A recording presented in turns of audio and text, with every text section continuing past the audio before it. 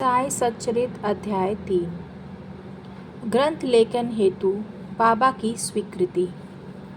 जैसा कि पिछले अध्याय में बतलाया जा चुका है कि बाबा ने सच्चरित्र लिखने की अनुमति देते हुए कहा कि सच्चरित्र लिखने के लिए मेरी पूर्ण अनुमति है। तुम अपना चित्त एकाग्र कर मेरे वचनों में श्रद्धा रखो और निर्भय होकर कर्तव्य पालन करते रहो। यदि मेरी लीलाएं लिखी गईं तो अज्ञान का नाश होगा तथा ध्यान व भक्ति पूर्वक श्रवण करने से दैहिक बुद्धि नष्ट होकर भक्ति और प्रेम की तीव्र लहर प्रवाहित होगी। जो इन लीलाओं की अधिक गहराई में जाएगा उसे ज्ञान रूपी अमूल्य रत्न की प्राप्ति होगी। इन वचनों को सुनकर हेमानपन को बड़ी प्रसन्नता हुई और वे निर्भय हो गए। उन्होंने पक्का विश्वास हो गया कि अब कार्य अवश्य सफल होगा। बाबा ने श्यामा की ओर देखकर कहा, जो प्रेम पूर्वक मेरा नाम स्मरण करेगा मैं उसकी समस्त इच्छाएं पूर्ण कर दूंगा।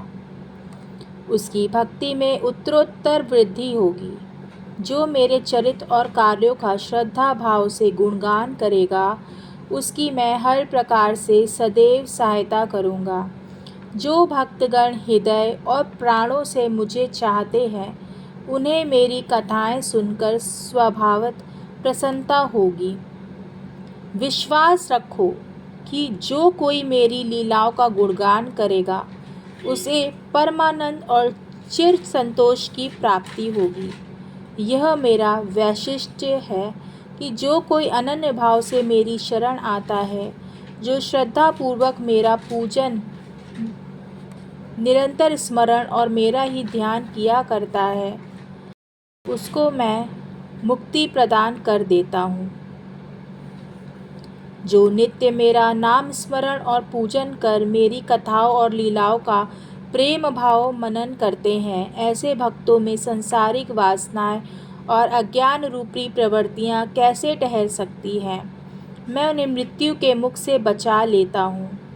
मेरी कथाएं सुनने से मात्र से ही मुक्ति हो जाएगी। अतः मेरी कथाओं को श्रद्धा भाव से सुनो, मनन करो। सुख और संतोष प्राप्ति का सरल मार्ग यही है।